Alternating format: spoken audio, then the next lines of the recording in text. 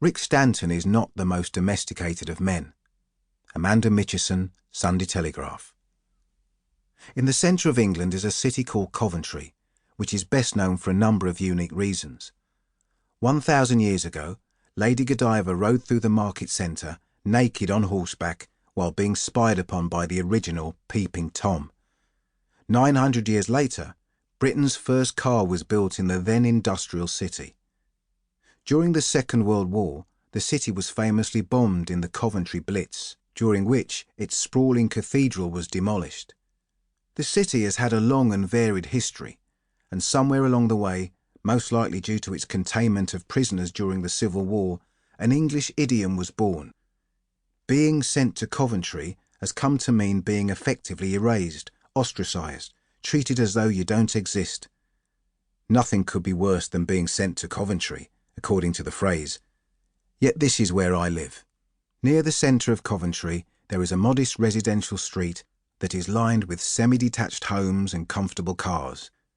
One house on this street stands out a bit from the others. Its loose fascia and guttering need to be replaced. The paint flaking off the cracked rendering signals a long overdue renovation. The tall grass, withered rose bushes and visible weeds in front of the house reveal a distinct lack of interest in gardening.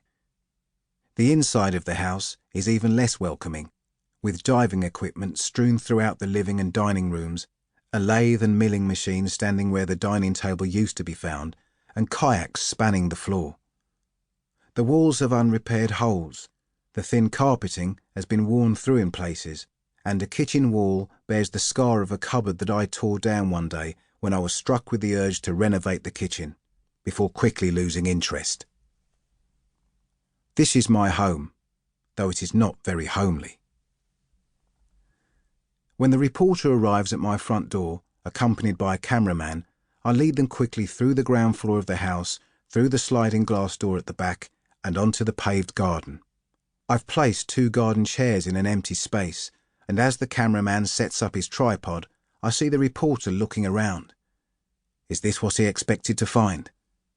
Instead of keeping a green garden behind the house, I've laid down block paving to create a place where I can work. Clothing and diving gear are hanging to dry on the washing line. Industrial gas storage cylinders are standing against the house, and a bare Land Rover chassis is parked outside the towering garage. I had the garage built after I moved in, and it covers an area of land more than half that of my house. I know that some neighbours may consider it to be an oversized eyesore, but it is as essential to me as the house itself. Inside live my Land Rover and an unbuilt off-road buggy. My kayaks take up any remaining walking space on the floor and hang overhead from the exposed wooden beams of the ceiling joists. The shelving on the side walls is packed with diving cylinders, equipment, tools, loose hardware, all of which had been overflowing from inside my house before I gave them a new home. When the builders had completed the garage structure, the front and rear door openings were left unfinished. Years have passed, but I still haven't got around to properly installing doors. Instead, I used 2 large sheet metal doors leaning against the rear wall and braced by spare tyres to secure my gear from the entry behind it.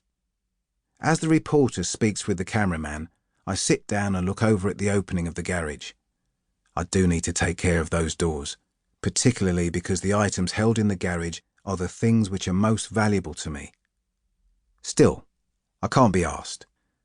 I have endless and constantly evolving lists of things to do running through my head all the time, and fitting garage doors never rises to the top in terms of urgency.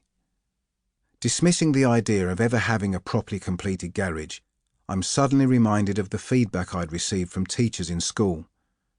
They'd all been pretty consistent, pointing out my lack of effort in class, too much time spent daydreaming, never showing interest in the things I was supposed to. Most of them were the typical, "he shows potential but," comments.